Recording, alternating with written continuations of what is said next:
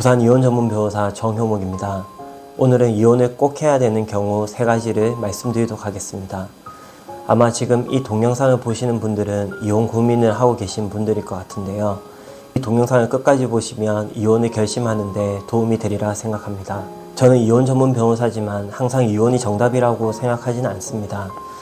제가 많은 분들을 만나서 상담을 하다 보면 실제로 부부관계 개선이 조금만 더 된다면 이혼을 하지 않고서도 행복하게 사실 수 있는 그런 경우들을 많이 보게 됩니다.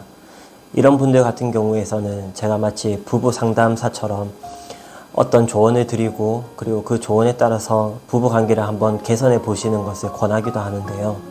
그런데 이런 경우는 이혼을 하는 것이 행복한 삶을 사는 데 도움이 된다고 말씀드리고 있습니다. 이혼이 필요한 경우를 판단하는 데 가장 중요한 기준은 남편이 잘못을 하는 것이 반복되는지 여부라고 하겠습니다.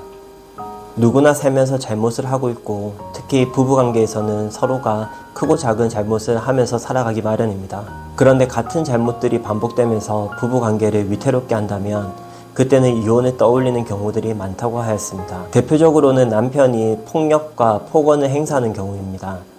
제가 많은 사건들을 수행하다 보면 생각보다 많은 남편들이 입에 담기도 어려울 정도로 그런 심한 욕설과 폭언을 하는 경우들이 많았습니다.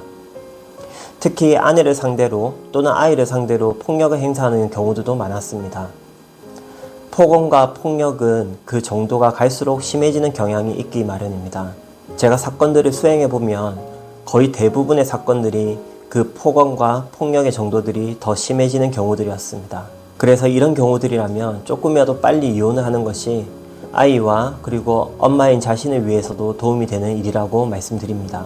다음으로는 반복되는 외도입니다. 외도에는 또 여러 가지 종류가 있지만 가장 대표적인 것은 어느 특정한 여성과의 관계가 계속되는 경우를 말합니다. 또는 불특정 다수이지만 여성 접대부가 나오는 업소에 반복적으로 출입하는 경우를 들 수 있겠습니다. 거의 대부분의 외도가 바로 이런 경우들에서 발생하는 것이 많았습니다.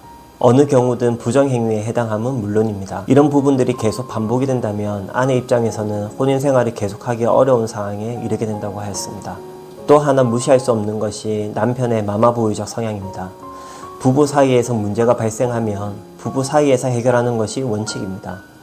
그럼에도 불구하고 마마보이적 성격을 가진 남자들은 바로 자신의 부모님께 이런 얘기들을 해서 아내를 곤란하게 하는 그런 일들이 많다고 하였습니다.